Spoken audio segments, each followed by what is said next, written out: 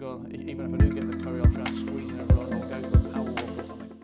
Hi guys, it's Matt Haycox here, and today I've got with me Raghav Parkesh. It's a real mouthful, but the good news is when he orders his Starbucks coffee, he calls himself Tom. So if I start stuttering, we're calling him Tom. And also, just to preface this, we're filming today with someone cutting a tree down outside. So we should be fine to hear it, but if you hear a bit of buzzing in the background, it's nothing to be worried about. It's just a tree outside. So Rag, Tom, thanks for being here. Thank you so much. Thanks for having me here. No Pleasure. worries.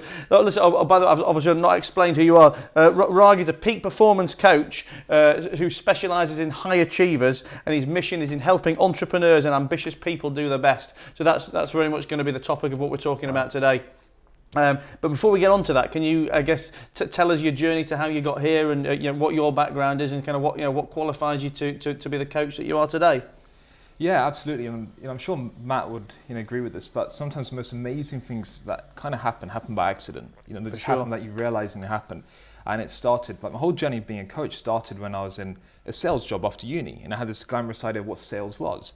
But the job I got into wasn't quite what I was expecting. It was really hardcore. Like I was putting in 12-hour days, up at 5 a.m. in the morning, 7 a.m. till 7 p.m. working 12 hours. And after 6 months, it just didn't work out. Right? It just wasn't for me because it was really intense. Like, I love people, but it was just so intense. Then on the back of that, leaving really disheartened and really just kind of knocked back a bit, I found another job in marketing. But through all this time, my passion was coaching. I just love people. So during these times of knockbacks, it just, rolling with the punches, it allowed me to discover what I actually wanted to do. And so if anything, the jobs that I wasn't, let's say, performing at my best, it gave me space to figure out what I really wanted to do in my life. So it was brilliant. So after the sales job, I went into marketing. After marketing, I went to coaching. And prior to actually getting fully into coaching, I mean, did you coach people on the side? Did you do a bit of coaching anyway, or was it kind of, all out of one, all into the next? Yeah, and a great question. So how I started was I built my practice up part-time. It's taking a calculated risk with the business. I built up my practice part-time. But back then, my passion was working with people who had gone through depression, that were just really stuck, that had gone through anxiety, that really overwhelmed with their life, and had, let's say, a lot of psychological challenges, because I'd been through that myself at a younger age. And then through my work, I love seeing the person transform. But what I love the most is working with an entrepreneur, because when you can do that, you're working with one incredible, driven human being that can impact the lives of so many, create more jobs, add more value to the economy, and touch more lives. So I just loved speaking to entrepreneurs about their vision and the impact they want to have in the world. And do you tend to work with entrepreneurs at all stages or all success levels in their career? I mean, do you go from kind of new starts to the super successful, or have you got a particular niche? Yeah, absolutely. So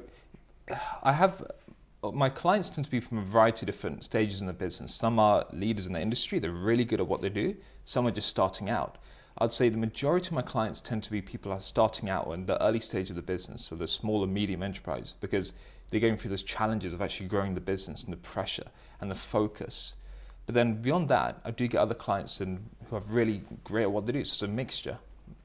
So I was going to ask you, one of my questions would be how you actually grow your client base, but I was actually listening to, just purely coincidentally, listening to a podcast this morning where the guy was talking about how the vast majority of coaches out there, earn a hell of a lot less than they kind of want to. Oh, yeah. And that's primarily down to the fact that they don't promote themselves properly, and they almost just expect people to come to them. I mean, do you agree with that statement, and how do you kind of counteract that to drum up your business? Yeah, spot on. I heard this scary stat that if you're a coach, 95% earn below $20,000 a year. I was going to mention that figure. Yeah, it's scary. It's mind-blowingly scary. One famous coach who's a leader, what he does, actually says you shouldn't be a coach. He tells most coaches, don't be a coach, because they don't see what goes into it.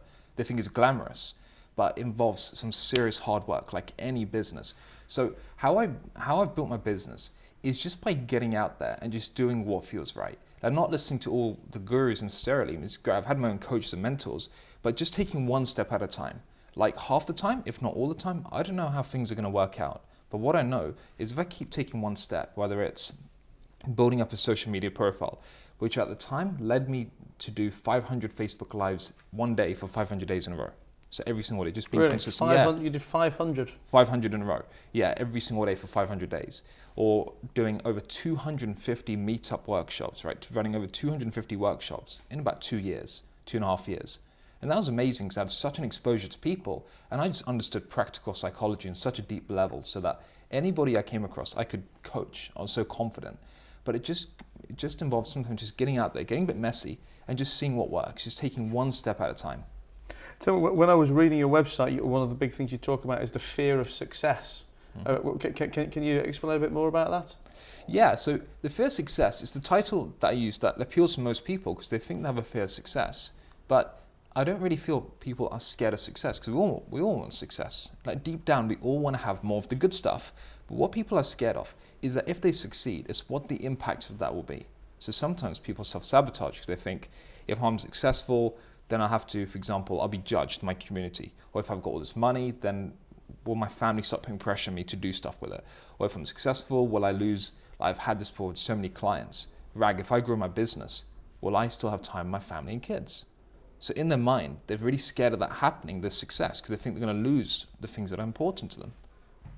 So a big thing I always talk about is that, I think whilst self-development and coaches and gurus, etc., are starting to get more prominence in the UK, I don't think we're at 1% of 1% of where it's going to go. And if we compare the UK to the States, for example, we're probably 50 years behind those guys. Yeah. There's very few successful business leaders or successful entrepreneurs that I talk to in the UK today that are bought into the coaching concept at all.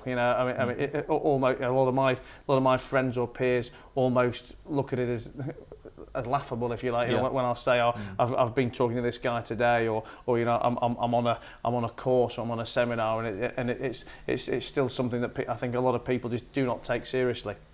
So my question to you is how can we educate the UK mindset that that getting coaches, getting mentors is something that they very much need to get behind? Yeah, that's a fantastic question. And for me, one of the ways of really doing it is it's people able to talk more freely about the challenges they go through and just normalize the challenges that they go through especially if you look at business leaders. What they all have in common is they go through stress, they go through anxiety, they go through overwhelm. And one of the things that I coach my clients on that it's like a big wow for them is that stress is normal. I say, you've had stress? Well, you're just a human being. Isn't that so normal? And they have this mind-blowing experience of, whoa, it's not just me? You mean other people go through this as well? You mean this is such a normal... And that's why in the US it's so big, because it's just normalized that they have coaches, not because there's something wrong with them, but the same way Federer has always worked with a coach. Ronaldo works with a coach. I have a coach not because I think I'm not good enough, it's because I want to be the best I can be. Exactly. And I'm glad you said that, because that's the example that I always use, in that, people don't hesitate to look at a sports person and say, well, they've got a coach, whether it's a Federer, a Rooney or whatever, that there's no expectation that because they're the best in the world, they don't need a coach. Whereas I think, when people get into business or get into entrepreneurship, there's this belief that, hey, I'm in business, I have therefore reached the end goal, and there's nothing more that I need to learn because I'm a businessman. And when you look at it in those terms, it's laughable. But I think there's so much education of the UK entrepreneurial mindset that needs to be done to push people in the coaching and mentoring direction. Yeah, I completely agree. I think it's such a big emerging opportunity in the UK. I'm really excited to see how it's going to unfold. So if anything for us, this is great that the UK is going to expand in such a way in the coaching market. But it's just normalizing coaching and linking it to performance, not something that you have if you feel like you're stuck. Because mental health impacts everybody. Everybody goes through stress. Everybody goes through overwhelm. But it's working with that so then you can get the best out of yourself and you can be an incredible leader. You can be a role model for your team. You can grow the company, because the biggest chokehold in any company is the leaders at the top. They define the culture. So it's having that mindset of, in fact, I want to be my best so I can give the best to my team. We can really create something special here. So again, when I was going through your website earlier and yesterday, I looked at one of your blogs, which I think was it was either closing off 2018 or opening 2019, and I think you had 9 tips on there, and I kind of picked out 5 which were the things that kind of resonated more with me, or that I think our audience would like to hear more about. So I'm going to tell you what these are, and if you could flesh them out a bit, that'd be great. I'd love to. So we've got live from a hell yes or a hell no mentality. Yeah, so what I love that so much, because it's one of these things that very often the reason we get stuck, especially making business decisions, is that we're trying to force ourselves to do things that aren't really right, or we're trying to do things in our life that aren't quite aligned with what we feel is good. Like, the reason we go into business is because we get so excited about something. We say, this is great, I want to go all the way, and we give our very best. Hell yes just means whenever you find something in your life that you're not entirely sure about, then for me it's always a hell no. Like, look for things in your life that you get so excited about in your business, excited about in your relationships, excited about with your food. Like, if you went out to what ice cream we were talking about earlier, you wouldn't go for a flavor that you think is average. You're going to go for what lights up your world. So if you want motivation and focus, find the things in your life, in your business, in your work, in your career.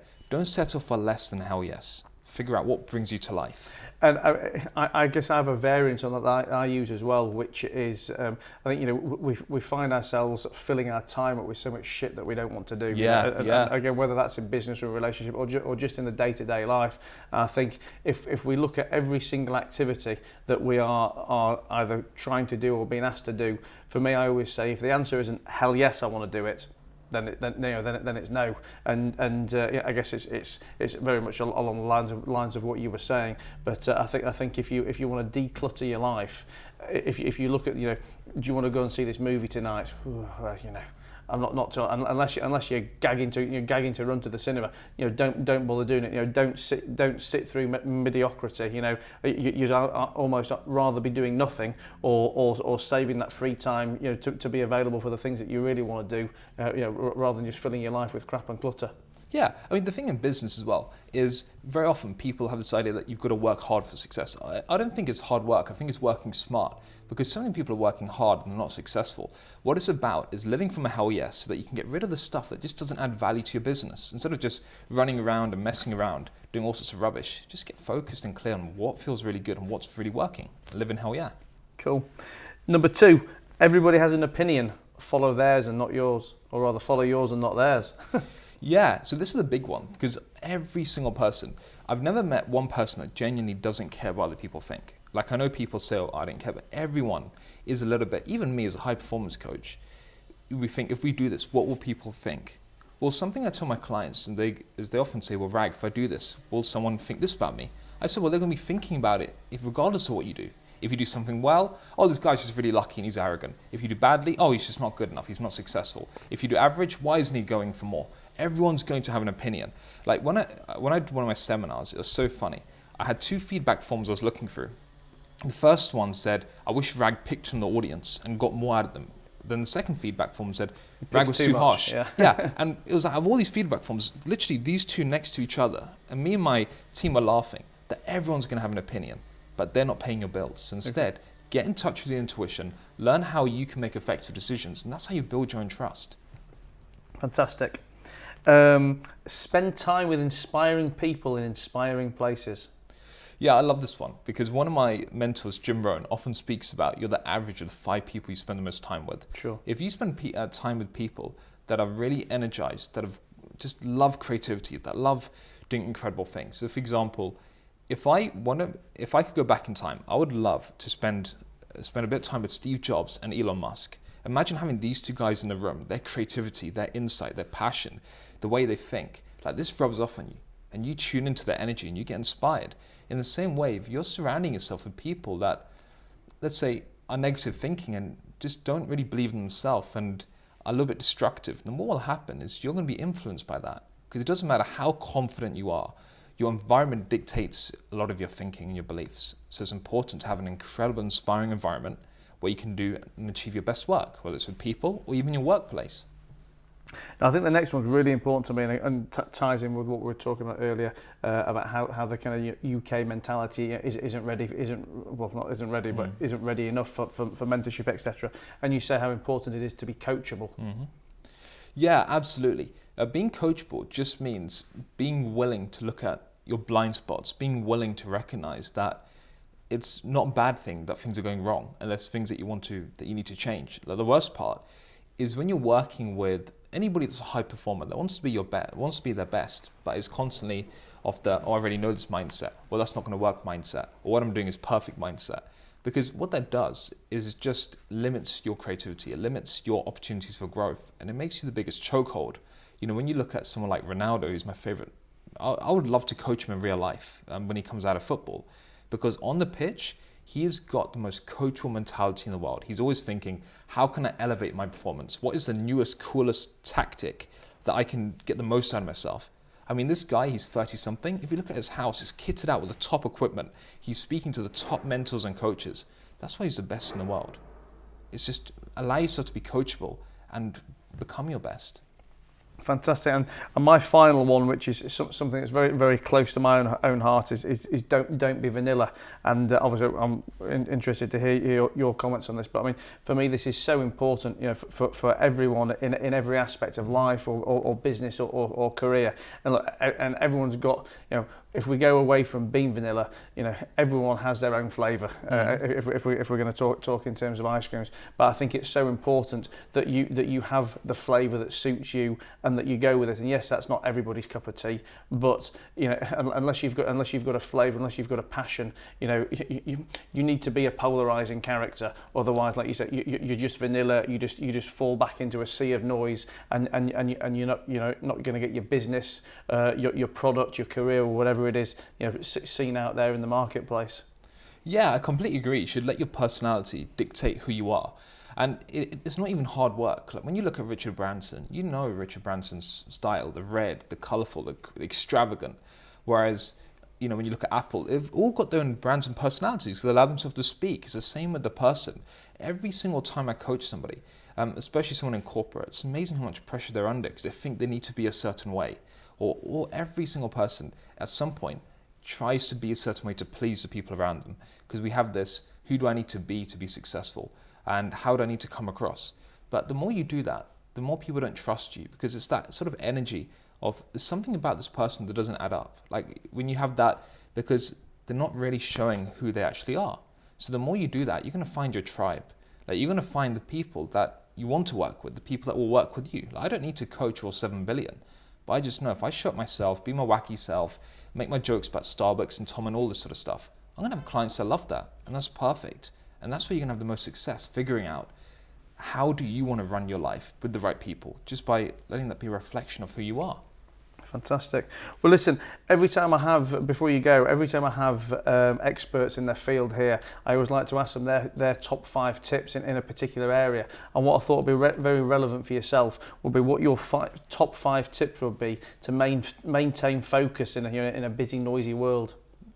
Yeah, great question. It's definitely a busy, noisy world with a lot of stuff going on. And you know my favorite tip to start with any entrepreneur and coach or any person that I work with, it's never forget your mission, never forget your vision. So number 1, to have focus. Focus just means, what are we thinking about and focusing on? And something that really helps is getting reconnected with what your vision is, because so many times people get lost in the noise and they forget what they're doing and they get distracted by the world around them, whether it's Brexit, whether it's all this sort of other stuff. So number 1, just get really clear on your mission. Don't forget that. Don't forget your vision. Don't forget, why did you come into business? What are you really doing and what are you all about? Right, that's number 1. Number 2, that in a busy world, the reason we lose focus is because we're caught up in that busy world. And one of the most amazing things that you can do is just take time for yourself to slow down and just breathe. You know, this is something that every single entrepreneur does. They take time away for creativity, for inspiration, to get out the noisiness and to do stuff where they get the best ideas. Like, all my best ideas haven't come from when I'm working. It comes from when I'm having a coffee, when I'm going for a walk, so take time to do the things that actually help you the most. And that's getting away from the busyness. Number 3 is have an incredible support network around you. Because one of the reasons we lose focus is we get caught up in, and it's the psychological price that sometimes we pay when we have very big goals and aspirations and ambitions, that we get in our own way, we sometimes sabotage, we have hard days, sometimes we struggle, sometimes we just get caught up in our thinking that we need someone to talk to that can just be our support, that can help us through the challenges we're going through. You know, I have so many bad days, and I'm really fortunate. My other half is so incredible. I get to speak to her, and it really helps. It helps me keep on track and just get out my thinking, slow down, breathe, and then just keep going. So that's so important to have a really incredible support network. Number 4, I'd say one of the best ways to maintain focus is definitely exercising, like looking after your health. Now, health is something that is not, let's say, one of the key ingredients of success, but it's something that you should do because it helps success. You know, the more healthy you are, the more you look after yourself, the more you strengthen your body, then that strengthens your mindset, strengthens your thinking. You feel a lot more confident, you feel a lot more energized. The more energy you have, the more you can focus on something. You know, I'm going to interrupt you as well because I think that's such an important one. And I think the 2 pennyworth I'd like to throw in for you guys at home on this as well is, I think we always hear, super fit, coaches and entrepreneurs, well, not so much entrepreneurs, but coaches or athletes, if you like, talking about how important fitness is in your overall life and your business. And I think it's almost, we look at them and say it's very easy for them to say because they're super fit people, and it's bullshit. Listen, I'm a happy fatty or whatever. But take it from me, who is someone who has got a few extra pounds, who fucking hates the gym, who can't eat properly, and look, I'm never going to have a 6-pack, but I do know how much better I feel that when I force myself to the gym at the end of the night, I'd rather go to bed, I'd rather go and get a curry, but no, I'll go, even if I do get the curry, I'll try and squeeze in a run or go for a power walk or something.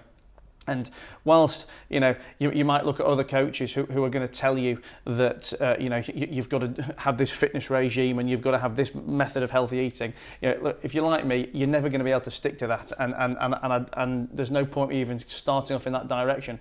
But my advice is, if there is anything at all you can do just to be 1 step more healthier or eat 1 step better, you will genuinely feel so much better about it in your life overall. Yeah, as simple as that. Yeah, I love that. I completely agree with that. And there's this misunderstanding some people have where they think they need to have the 6-pack. You don't need to have a 6-pack to feel good or have high energy. It's not even about eating like a rabbit. It's just looking after yourself a bit more, which sometimes means doing one thing a little bit less, like 1 less drink in the week, or having a little bit more greens, or there's little things you can do, because when you're feeling better, you're naturally going to have more focus, you're going to have more motivation, you're going to have more energy. So definitely health is important. Like, not you have to be rigid with your health, you have to do something that doesn't inspire you, just do small little things that can help, and it makes a difference. And then I'd say the 5th is, I want to cheat a little bit. So I was going to talk about having a coach and mentor, because it helps with focus. But at the end of the day, what we do as coaches, very often we remind our clients that when you're not focused for a moment, and when you're losing motivation, or when you're not in that place of flow and performance, just recognize that. So the point is, embrace being human. Now, that's just normal. We always think that high performers, like again with sports, people like Ronaldo, they need to always be their best. Ronaldo's not always his best. He has bad games sometimes, or he doesn't have moments where he always shines. Off the pitch, he has moments where he's probably stressed. It's so normal to be unfocused. It's so normal to lose your motivation. It's so normal to lose passion. It's so normal to just feel so incredibly human that you're lost and you don't know what the heck you need to be doing. But when you're there, just recognize it's okay. Because the more you do that, then you're not dwelling in that place. You're going to allow yourself just to come back to high performance, because things are always changing. So it's just allow yourself to be human. It's normal to lose focus. So a question I always ask my guests when they're here is how they would like to be remembered once they've left this world. But I always like the question to be very specifically answered as how you would like to have your gravestone etched. Well, that's a really great question. Yeah, no, I'd have to actually think about this one. You've got at least 5 seconds. At least 5 seconds. Quite only need 2. Brilliant. So what my passion is allowing people to go, just get unstuck and create extraordinary things and do great things. So it's somebody that, I don't want to use the word empower because it's very, high vibe, but someone that just helped others get the best out of themselves, allowed people to get in touch with their vision. That's what I would love to be remembered as, because my work involves, I love what I do in coaching, but my vision is to go into politics in the future in 20, 25 years. So it's creating change in that level so more people can go after their vision. So it's somebody that allows people to develop their own vision. Well, Rag, he helped people follow their own vision, and he did what he loved. Thanks a lot for being here, guys. I hope you've enjoyed watching as much as I've enjoyed chatting. There's loads and loads of super top tips in there, and especially the exercise one. Squeeze some exercise into your daily life, and you will feel better, and you'll almost have a six pack like me. So thanks a lot for being here, buddy. Thanks so much. Thank you. Thank you.